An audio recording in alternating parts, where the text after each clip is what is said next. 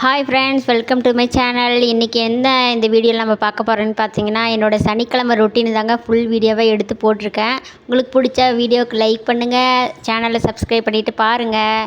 வாங்க வீடியோக்குள்ளே போகலாம். காலையில் எழுந்ததே லேட்டுங்க. அதனால் முருங்கைக்கீரை பக்கத்து வீட்டுக்கார அக்கா கொண்டு வந்து கொடுத்தாங்க. அதனால் அதை க்ளீன் பண்ணி வச்சேன். அப்படியே சைட் பை சைடாக பார்த்திங்கன்னா, என்னோடய கணவருக்கு வேலையை கொடுத்தாச்சு வாழைப்பூவை க்ளீன் பண்ண சொல்லி. அப்புறம் குட்டி பாப்பாவுக்கு ரொம்ப பசி எடுத்துருச்சு. காலையில் தம்பி வேலைக்கு போகிறதுனால நேரமாக ஏஞ்சி கம்புக்கூழ் செஞ்சாச்சு. பாப்பாங்களுக்கும் அந்த கம்புக்கூழை ரெடி பண்ணி கொடுத்தாச்சுங்க. அப்புறம் பார்த்திங்கன்னா வெயில் வேறு இப்போ ரொம்ப அதிகங்களா, அதனால் பாதாம் பிசின் ஊற வச்சுருந்தேன். கிர்னி பழம் வீட்டில் இருந்துச்சு, அதனால் ஜூஸ் போட்டு குடிக்கலான்னு சொல்லிட்டு. நாங்கள் 10 மணி 11 மணி ஆகுங்க சாப்பிட்றதுக்கு. ஆனால் குட்டி பாப்பாங்களாம் அப்படி இருக்கவே மாட்டாங்க. காலையில் 8 மணிக்கெலாம் அவங்களுக்கு சாப்பாடு வேணும். ஏஞ்ச உடனே 2 பேரும் சாப்பாட்டு கழுவுவாங்க. அதனால் அவங்களுக்கு கம்புக்கூழ் ரெடி பண்ணி கொடுத்தாச்சு.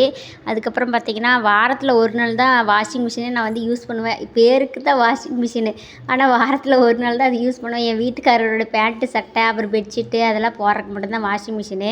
அவரோட சட்டையெல்லாம் அதில் போட்டு விட்டு வந்தாச்சு. இன்றைக்கி வீட்டில் என்ன சமையல்னு பார்த்திங்கன்னா, முருங்கைக்கீரை தாங்க. அந்த முருங்கைக்கீரையை மட்டும் கொஞ்சம் எடுத்து ஃப்ரிட்ஜில் போட்டாச்சு. கொஞ்சம் மட்டும் சரி யூஸ் பண்ணிக்கலாம் இன்றைக்கின்னு சொல்லிட்டு முருங்கைக்கீரை சட்னி தான்.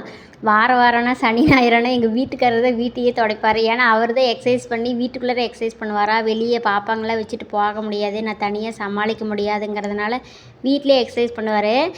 அதனால் அவரையே வீட்டு துடைக்க விட்டுறது. நீ தானே வேர்வையில் சிந்துற வீட்டில், அதனால் நீயே க்ளீன் பண்ணு அப்படின்னு சொல்லிட்டு அவரையே வீடு துடைக்க விட்டாச்சு.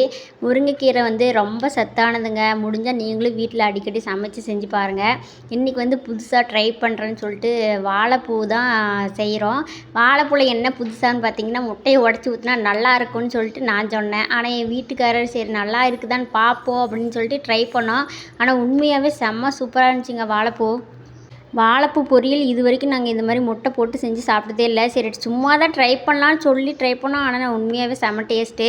நான் துணியெல்லாம் அலசி போடலான்னு சொல்லிட்டு போயிட்டேன். நான் இப்போ வாஷிங் மிஷினில் போடுற துணியை பார்த்திங்கன்னா அலைக்க தேவையில்ல, அதுவே அலசி காய வச்சு கொடுத்துரும். ஆனால் குட்டி பாப்பாவோட ட்ரெஸ்ஸுங்கள்லாம் அதில் போட முடியாதுங்கிறதுனால கையில் தான் துவைச்சி போடலான்னு சொல்லிட்டு போயாச்சு. அதுக்கு நடுவில் பார்த்திங்கன்னா பெரிய பாப்பாவுக்கு பாடம் நடந்துக்குது. ABCD 1 2 3 எல்லாத்தையும் அவங்க அப்பா எழுத வைக்கிறாங்க. எங்கள் வீட்டில் வாரத்தில் ஒரு நாள் இந்த சனிக்கிழமை வாஷிங் மிஷினில் போடும்போது தாங்க துணி மட்டும் 3 பக்கெட் சேரும். அது எப்படி தான் வருதுன்னு எனக்கே தெரியல.